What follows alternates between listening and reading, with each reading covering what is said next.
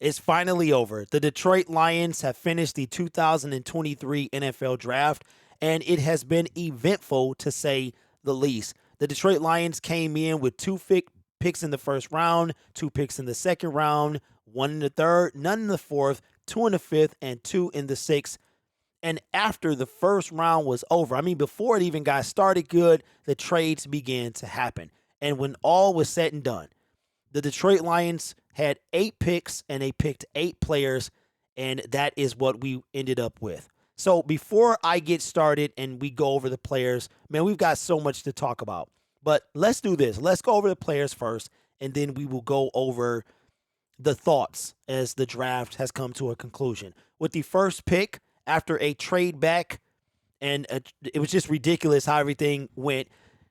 There at the 6th round, they trade back and they get Jahmyr Gibbs with the 12th pick overall. And at this point, we knew that DeAndre Swift was going to be a thing of the past, and we'll get into that in a few.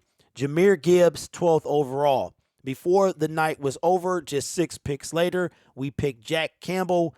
Brad Holmes finally picked a linebacker. High. I'm talking about real high, something he had never done. He's done a lot of things he hadn't done up until now for the Detroit Lions so far. We'll see what another one is in just a few minutes. Then we have Sam Laporta. Now, a lot of people didn't like this pick. I had heard from my guy who knows a guy that Sam Laporta is a Dan Campbell type of guy, and that he was a heavy favorite to be a pick. Now, we could have seen this coming in the first round, but we didn't have to do that. We actually got this. This wind up coming from that trade that we got with I want to say that trade that was part of the Jahmyr Gibbs trade. So that capital we got, we took Sam Laporta with that. I'm not mad. I'm not mad at any of these moves that the Detroit Lions made. Here's probably the one that everybody is most excited about, Brian Branch, the versatile safety out of Alabama. Hendon Hooker, this was the one right here. I love this pick. I love both of these picks. I love all of these picks, really.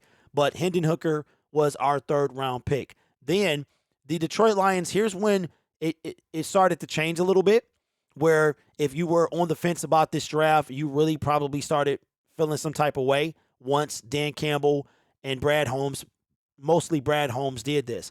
And that is trade up for Broderick Martin. I think at this point we had 5 draft picks remaining, and we traded up to get a defensive tackle that very few people knew about. This guy here, when they load this, is a big dude.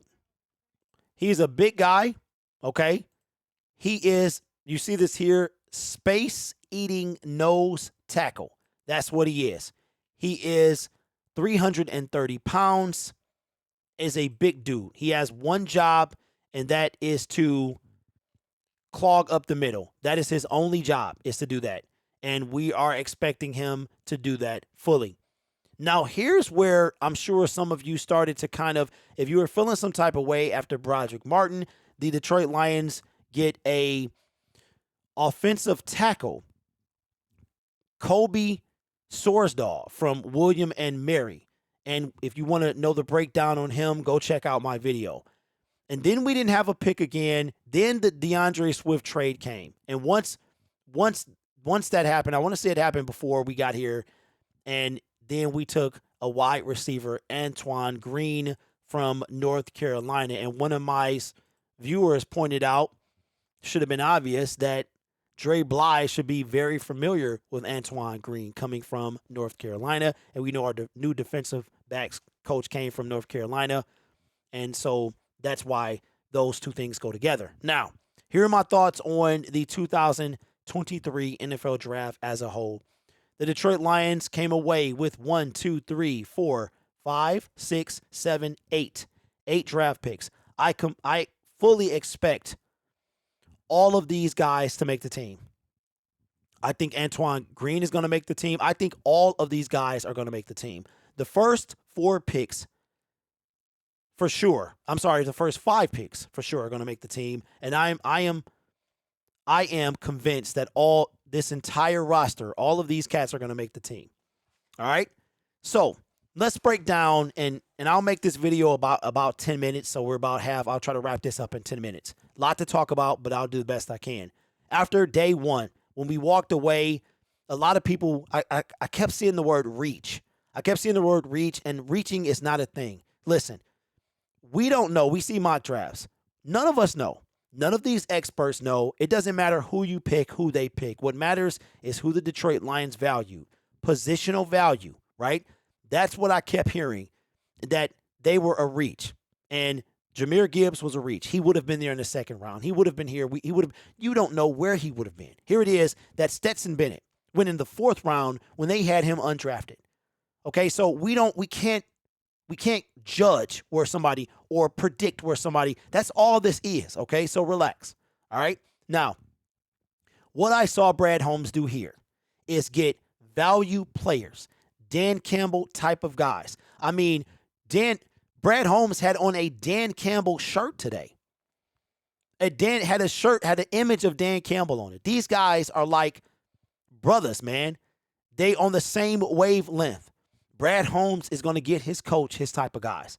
And that's exactly what happened. Now let's touch base, talk a little bit about the DeAndre Swift trade. The DeAndre Swift trade was the best we could do. We got a fourth round pick and we swapped seventh, so we gained 30 spots, and that's who we took Antoine Green with, who I fully expect to be on this roster. Okay? DeAndre Swift, it was amicable by both parties. It was time for him to go. And now Jeff Okudah, our round 1 2020 pick, and our round 2 pick, DeAndre Swift, is gone. We sending him home. You can complain about him going to the Philadelphia Eagles. We've seen this before. He's probably going to ball out. We've seen it. This isn't the first time we've seen a former Detroit Lion go to a good team and start winning, okay? And if DeAndre Swift decides to ball, or not decides, but can ball out, if this is what he needed to turn his career around, then good for him, okay? This was the best we could do. DeAndre Swift was on an expiring contract with little to no trade value, really. But somebody valued him enough to give a fourth-round pick, albeit 2 years from now. And I just want to say something. The Trinity Benson, yes, the Trinity Benson, who is still on our team, we got a 6th-round pick for him. When we traded for him was in 2021. That 6th-round pick was this year. Okay, so before you know it, we'll host a draft in Detroit, and then that very next draft, we'll have an extra 4th-round pick. And who knows what kind of picks we're going to have leading into that draft, okay? So DeAndre Swift, I wish him well. It was time, and I'm 2 for 2 with this with this thing. Put some respect on my name. Anyway, overall, I like it. I was a little taken aback by Sam Laporta, even though I had been hearing things that Dan Campbell really liked him. Broderick was a kind of, nobody even knew about this guy, okay? And he got a receiver who, this receiver, Antoine Green, can be taught. He's got great hands, but he doesn't catch the ball with his hands. He likes to put it into his body, okay? That's what the scouting report said. So these are things that our guys, if we trust the picks, we trust our coaching staff, these guys will be fine. As I said, I expect all of them to make the team. And I'll end off by saying this. Brad Holmes had a press conference afterward, and it was a couple things that he made very clear. One of them is Jameson Williams ain't going nowhere. He loved him some Jameson Williams. He ain't going nowhere. Another thing was, 2, Hendon Hooker. There's not a quarterback controversy. I don't know where y'all would have got that from. He sniffed those, snubbed them out real quick. There's not a quarterback controversy. Dude said he's a rookie. I've been dropping the ball, and I had to redeem myself pretty much after 2 years of neglecting this position. Jared Goff is our quarterback. Hendon Hooker is on our team. He's a rookie. He's going to sit and mature, okay? So he put Jared Goff in a place that he is a starting quarterback, and there's no doubt about that. And the last thing I'll say is, at the end of this draft, Brad Holmes still isn't satisfied. He wants more and more and more. Yeah, we might be this. We might be on everybody's radar, but we missed the playoffs. So are we really that good? And that's now a connection between Jared Goff, Brad Holmes, and even Dan Campbell saying, listen, the 9-8 was great, but we weren't there. We weren't good enough. And I think that's funny that our GM said basically the equivalent of 9-8 wasn't good enough. And we all know that quote, 9-7 lives in infamy after we fired Jim Caldwell. But the days of Jim Caldwell are long behind us. The days of Matt Patricia are long behind us. And we had, in my opinion, I'm going to give this just off what I think that we needed. All this stuff, man. I think I'm going to give this an A-. I really am. I like the draft overall, and we have to reserve a true grade until we see these guys on the field.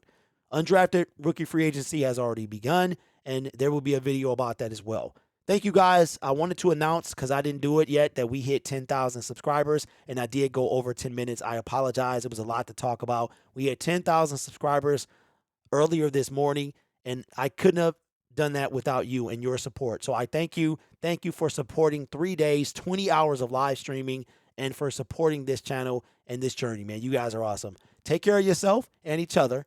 And as always, go Lions. And for the last time,